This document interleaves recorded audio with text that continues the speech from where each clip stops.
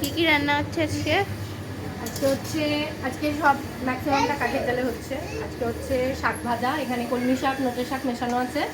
শাক ভাজা হচ্ছে, আর ওইদিকে হচ্ছে পেঁয়াজ ভাজা আপাতত, ওখানে চিকেন হবে, আর হবে পটল চিংড়ি। ব্যাস এই হচ্ছে। ও আমের চাটনি আছে।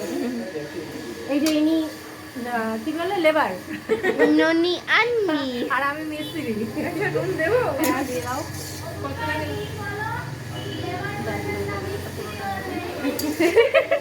না লেবার, আমি মিস্ত্রি।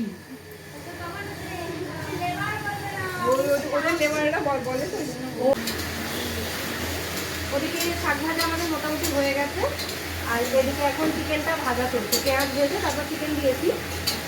চিকেনটা ভালো করে ভেজে নিয়ে তারপর মশলাপাতি দেবো এর মধ্যে। চিকেনের আলু ভাজা হয়ে গেছে।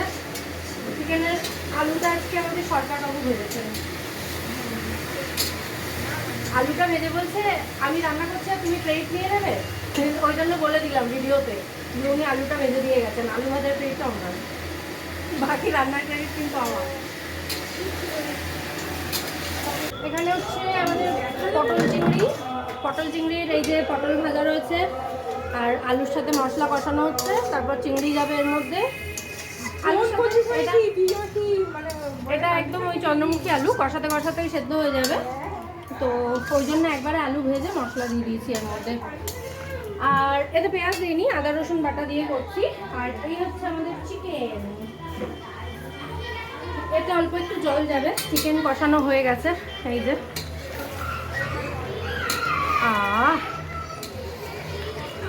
নম নম চিকেন। অল্প একটু জল দেবো, এবার দিলে হয়ে যাবে। এই যে আজকে রান্না বান্না, শাক ভাজা, কলমি শাক আর নোটে শাক, এটা মিক্স শাক ভাজা। এই হলো পটল চিংড়ি, যেটা দেখতে তো ভীষণ ভালো হয়েছে।